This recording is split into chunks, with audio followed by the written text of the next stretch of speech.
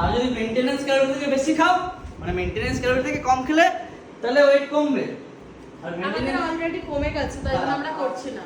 আর maintenance calorie থেকে বেশি কমে গেলে, বেশি খেলে, তাহলে ওয়েট বাড়বে।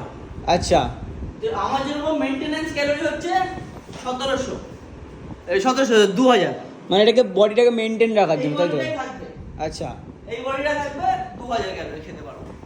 আর আমার ওয়েট লস ক্যালোরি হচ্ছে 1600, mild weight loss. Extreme weight loss 1400। 1400। আমি খাই হচ্ছে 1000 ক্যালোরি। তাহলে তো এক্সট্রিমের থেকেও কমে যাচ্ছে। কিন্তু আমার কত জানা ছিল, আমি যখন দেখেছি। তোর অলমোস্ট সেম আমার মতো নেই। আচ্ছা, হ্যাঁ, মানে আমিও তো 1000 ক্যালোরি খাচ্ছি, 1000 থেকে কম। তো সেই জন্য ওয়েটটা আমার কিন্তু ইনস্ট্যান্ট কমছে, মানে সপ্তাহে প্রায় 1 কিলো। আচ্ছা, সেই জন্য এখন অলমোস্ট 68 এ চলে গেছি, এবার 65 টার্গেট আছে আমার। দেখো কথা বলতে বলতে আমি প্রায়